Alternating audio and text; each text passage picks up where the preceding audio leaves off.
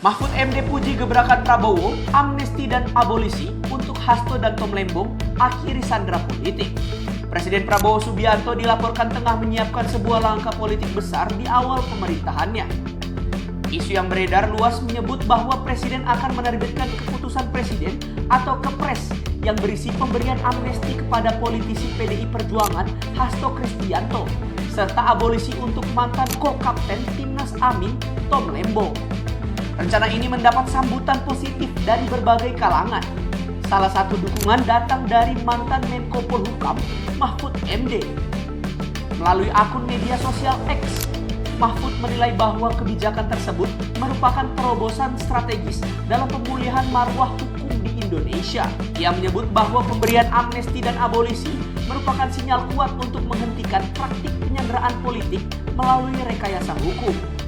Dalam unggahannya pada Jumat 1 Agustus 2025, Mahfud menyatakan bahwa Prabowo mengambil langkah strategis demi penegakan keadilan. Menurut Mahfud, ke depan tidak boleh ada lagi pihak yang memanfaatkan politik untuk mengatur-atur hukum demi kepentingan tertentu. Ia meyakini bahwa jika praktik itu kembali terjadi, Presiden bisa turun tangan untuk menghentikannya.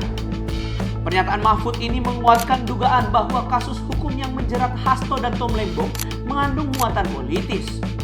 Intervensi melalui hak prerogatif Presiden pun dianggap sebagai bentuk koreksi atas proses hukum yang dinilai menyimpang.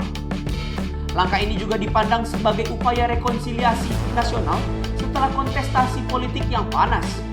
Hasto Kristianto yang selama ini beberapa kali berhadapan dengan aparat penegak hukum, sementara Tom Lembong dikenal sebagai figur oposisi yang cukup vokal di masa kampanye lalu.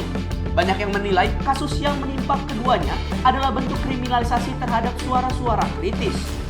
Secara yuridis, amnesti berarti penghapusan seluruh konsekuensi hukum atas suatu tindak pidana, seolah perbuatan itu tidak pernah terjadi.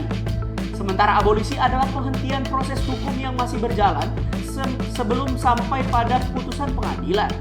Jika Kepres benar-benar terbit, maka Hasto dan Tom Lembong bisa segera bebas dari jerat hukum yang selama ini membayangi. Namun di sisi lain, langkah ini juga akan menjadi ujian besar bagi citra Prabowo.